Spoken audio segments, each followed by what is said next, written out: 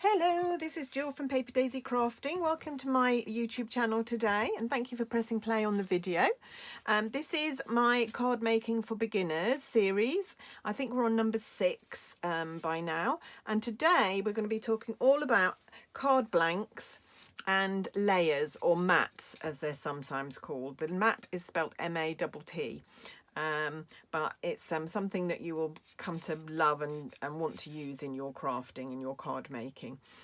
So to start off with, we're going to talk about card blanks, which just means the bare card that you start with before you start doing anything. Now, in previous videos, I've showed you how to make cards using our note cards. So this is an example. This is one of our note cards. They come in packs like this. This is the very vanilla pack, and at the back here are the card blanks, if you like, the note cards, which are already scored, so they're nice and easy to fold into a card blank. And then we also get envelopes with these, and you get 20 of each of those, 20 cards and 20 blanks. They're on page 153 of the catalogue if you wanted to have a look, and they are £6.50 for 20 card blanks and card bases, card envelopes. So these are quite a nice little size. They are actually measure 12.7 centimetres by 8.9. And I have to apologise to any US viewers today. I am going to use metric because it works for the sizes of cardstock that we have in the UK. It doesn't work for your, I think it's 8.5 by 11 cardstock that you normally use. We use A4.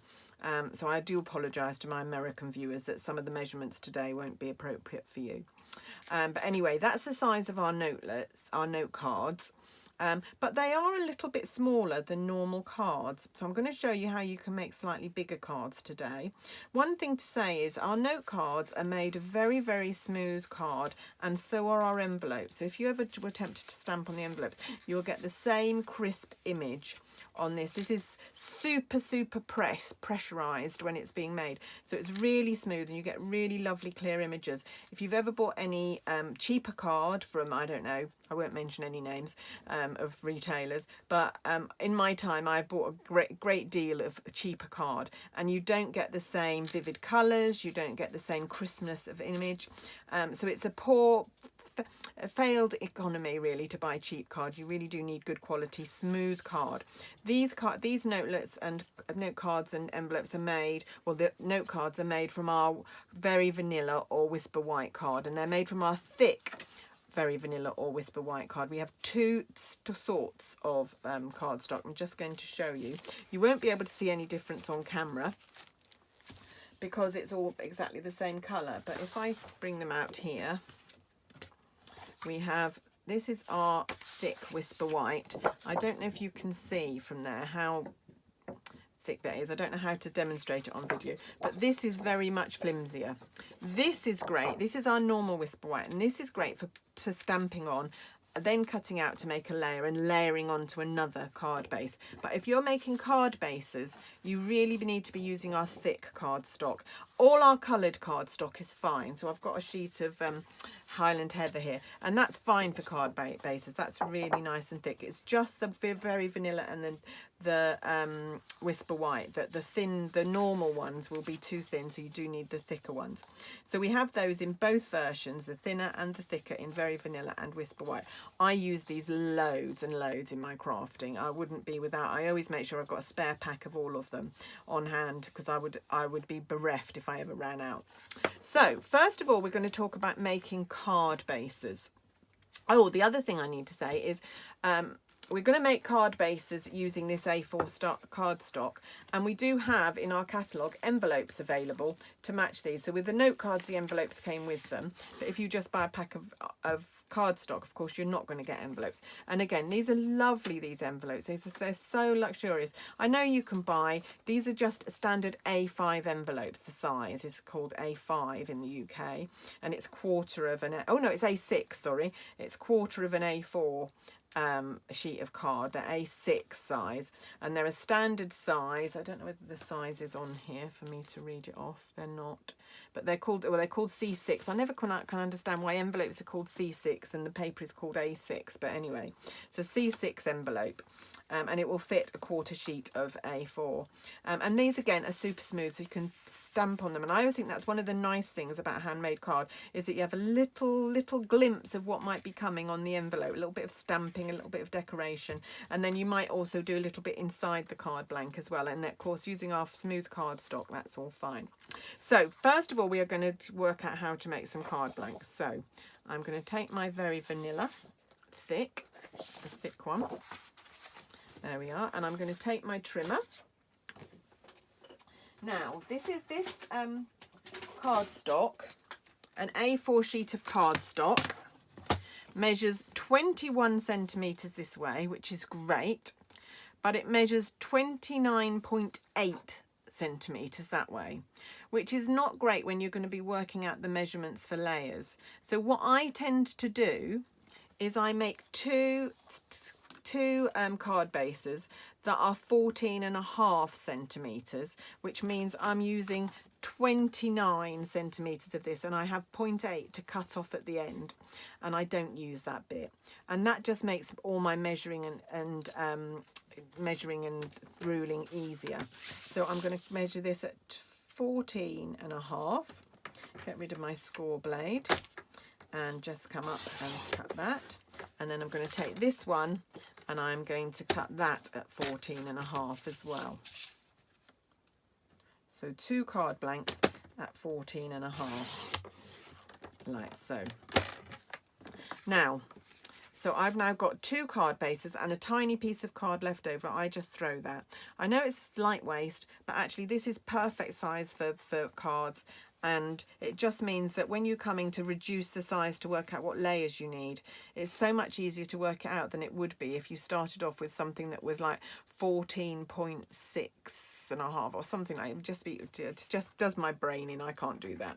So anyway, what we now need to do is score these, and if you've got our Stampin' Up trimmer, you've got a score blade already on here. So we've got a cutting blade and a score blade, and this will score at 10.5 centimetres because that's halfway across our 21 centimetre width. So we just do that. And I did watch a video the other day which was saying there's a right and a wrong way for which way to fold these cards once you've done them. I've never heard that before, so I don't know. But what they were saying was that you need the ridge, so where you can feel the bump rather than the valley, you need that inside when you fold. Now, I've never heard that before, so whether that's true or not, I don't know if there's any advantage, but that was what they were saying. Right, there's our card blank. And as you saw, I brought in my bone folder. So if you remember back to one of our earlier episodes, I was telling you that my bone folder is one of my essential bits of kit for card making. So there you can use the edge of a ruler or something, but a bone folder just makes it that much easier. So that's one of our card blanks, and we've got another one here. Now there is another way to cut the card. So there I've got two card blanks, which is, we say, portrait fold, like that. Okay, and it's got the hinge or the spine on the side there. Now the other way to cut the cardstock, and I'll do that with my Whisper White piece. So here's my thick Whisper White, and I'm going to take it, and what I'm going to do is I'm going to cut it this way.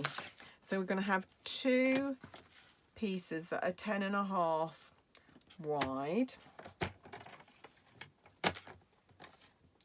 like so. And now we need to score halfway. Now, if you remember, halfway is 14 and is not quite 14.5. So I am actually going to score at 14.5, and then I'll have a slight little piece to cut off at the end. So I will do that. And as you can see there, we've just got that little bit left over again. You don't have to do this. You could fold it exactly in half. I just find if I'm measuring for mats and things, layers, it just makes the measuring easier. You'll see that in a sec. So, oh, that doesn't want to go down. I'm just going to come back in and trim that little bit off, and then I've got my perfect card blank. And this one is going to stand up this way, like so. Open that way. So that's a different way of doing it. I actually quite like this, and it does make it so much easier to photograph cards when they're made like that. But I always forget, and I always end up making them the other way. Don't know why. Right, okay, now, so we've got a way to make card blanks. I know I've only told you one way. These card blanks all measure 10.5 by 14.5. That's a standard card size for the UK, and like I say, will fit any C6 envelope, so you can buy them in the post office. But if you wanted to buy the ones that I've said, which are really great for stamping, you need to buy our envelopes, and they are on page 153 of the catalogue, and you get 40 envelopes for £7. I just needed to tell you the prices of the thick Whisper White, which is you get 24 sheets in a pack for £7.75, or you get 40 sheets of the thinner Whisper White or Very Vanilla for £9. So it's up to you. But like I say, if you're using it for card blanks, you really do need the thicker cardstock. Now I'm going to bring in my Highland Heather. And we're going to talk about, actually, we're not going to do that yet. I'm going to talk about something else. I'm going to show you what I mean by layers and mats. So I've got a few cards here where I've used layers and mats. So let's take this one first. So what I have done here, I've got my standard 14.5 by 10.5 card. And I've then layered, I've cut, and so this card blank was in Cajun Crage, which is amazing that I've used that. It's one of the colours I use very, very little, so it's amazing that I managed to find a card blank. But that's a really nice sturdy, you can see, that's a really nice, you see, really nice sturdy card with the coloured card as a base. I then cut another layer to lay on top there, which is actually 0.5 centimetre smaller than the card blank. So I'm just going to find a piece of paper and write this, because I know for me, if I see things written, they make a lot more sense. Excuse me, just trying to get my pen out. Sorry if that's on camera. All my medication in there. Oh, wasn't the pen I wanted, but that will do. Let me find a piece of paper. So if our card blank measures 14.5 by 10.5 centimetres, this first layer is just 0.5 centimetre all round smaller. So it's going to measure 14 by 10. And then I did another one, another layer in green. So I can see I've used curry. What's that one? Something curry. Crushed curry. Again, I don't use that very much. So I've done the Cajun Crage and the crushed curry. I've then used old olive, I think, and I've gone down another 0.5 centimetre. So that one is 13.5 by 9.5. And then I've done another layer in the Very Vanilla. So this can be the thin Very Vanilla, but that would be 13 by 9. So you can see how those layers all descended by 5 millimetres each time, or 0.5 centimetre, which gives you a border of 2.5 centimetres all the way round. Okay, so that was that card. I'll just leave that there a minute, that might help you. I know there's a lot of figures. This card I've done slightly differently. So I've got 3 layers on this one, but if you can see, I've got a wider border at the sides than I have at the top and bottom. So what I did with this one was I cut the pink, so the dark pink here, which is actually called sugar plum, I think, something sugar plum. I can't remember. Oh gosh, my memory is dreadful. Someone will remind me. So my card blank again is 14.5 by 10.5. But I have cut this side, this way, down by a whole centimetre. So that's 9.5 this time, whereas this one is still just 0.5 centimetre down. So I've changed around the borders there. And then the pink one is 0.5 centimetre down again on all sides. So that's 13.5 centimetres by 9 centimetres.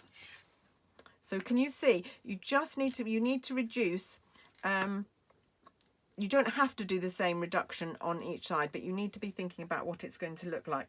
I usually prefer there to be an equal border all around the sides. Just let's bring in another one. This one was made using one of our note cards. So this is a Whisper White note card. And what I've done is I've made a layer of Granny Apple Green here. Half a cent. Now, it's not as easy to measure for the note cards because they're such funny measurements. They're 12.7 by 8.9. So if I turn my piece of paper over. So we're starting off with a 12.7 by 8.9, I think they are, centimetres. So this is why I tend to use 14.5 on my cards, because now it gets complicated. So I've then got to cut down my green to 12.2 by 8.4 centimetres. And then I've got another layer of white here, and I don't think I've done that quite as much. That looks like a very thin border, so I think I've only cut that down by 3 millimeters possibly. So I think that was 11.9 by 8.1. So you can see, but each time, and it might help you to write these measurements down as you're working out. So if you know what size your card blank is, you can go down in sizes. The last one I wanted to show you is slightly different. Let's get that out of the way. Because what I did was started with this panel and then went up a size. So I started with this panel, which measures, I don't know if it's an even number, I can't remember. That's about 6.7 by 8.1, so it wasn't an even amount. So 6.7 by 8.1. So to layer it on, I needed to go up by half a centimetre. So I needed to go to 7.2 times 8.6, which is this panel here. So whichever way you're doing it, you need to go up. Now you can go up in bigger stages. You don't have to go up in half centimetres. I quite like that look of quite a fine border, but you can go in much thicker borders if you want to. So you could go up and down by a whole centimetre, by 1.5 centimetres, whatever you like. Right, okay, so let's go back to my Highland Heather and my note card here. So what I'm going to do is we're going to make a card blank. We're going to cut this up and we're going to use this as a layer to layer on our card blank so that you can see the difference, because this was one of our simple cards for beginners, which is great, but we can just layer that up to make it look even more special. So I'm going to do it this way, as I've remembered that I like doing this. So I'm going to do it long ways so that it will be a tent fold card. 10.5. So I'm cutting this at 10.5, just like I did the Whisper White earlier. And I'm then going to score at 14.5 and then trim off that little piece. Like I say, you don't have to do this. You can use the whole sheet and find the middle, but it's much more tricky if you're not as good with maths. I am pretty good with maths actually. I don't have a problem. I just find it easier to be working in halves or wholes. I don't like working in parts of little bits of centimetre. There we go. Right, so that's my card blank, and I'm going to leave my trimmer there because what I'm going to do is I'm just going to trim this into just a panel rather than a card.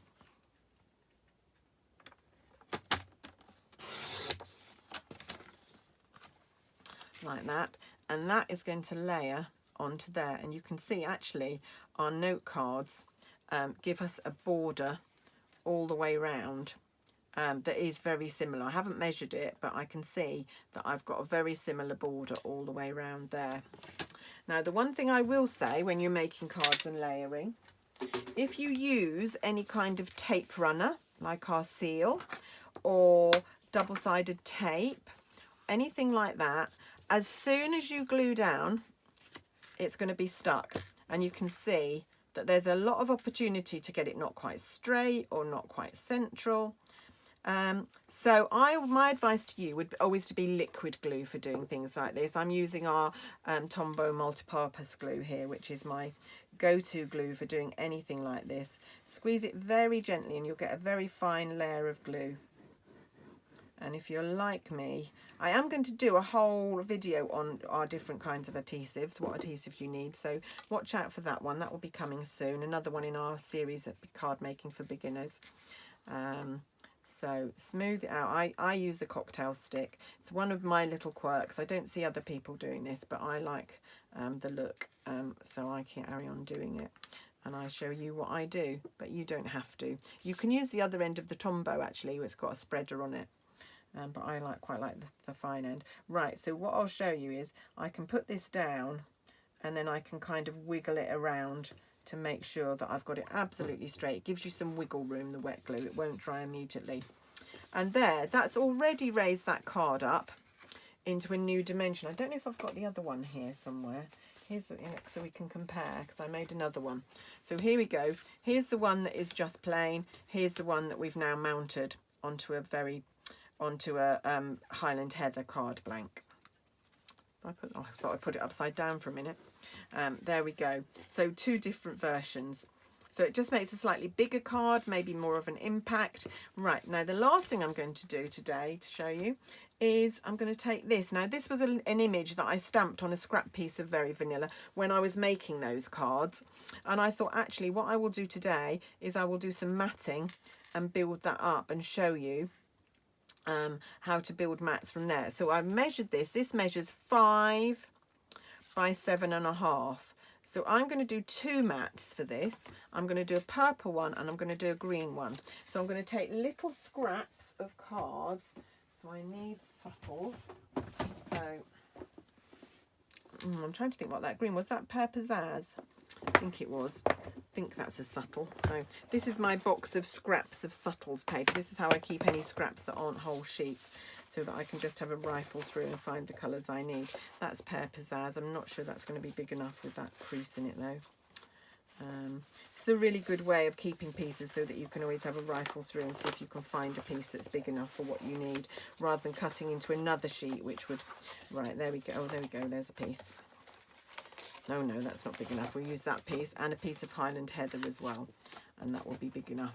So I can usually come to my box and find what I need, and I just keep them in colour families, and every so often I'll have a bit of a clear out of them and clear out the tiny little pieces that aren't going to be any good for anything. Right, now I'm going to have a little practice here.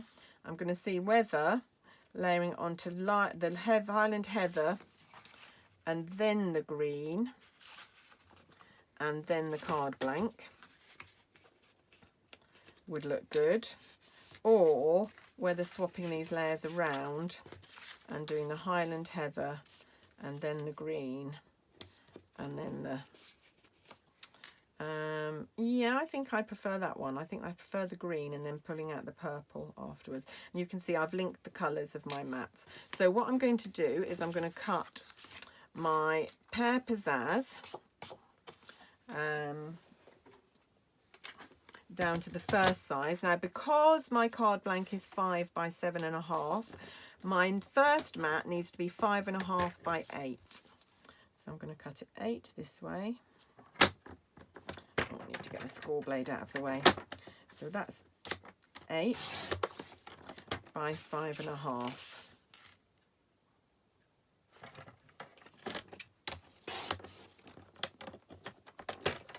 And then I'm going to cut my other piece into 8.5.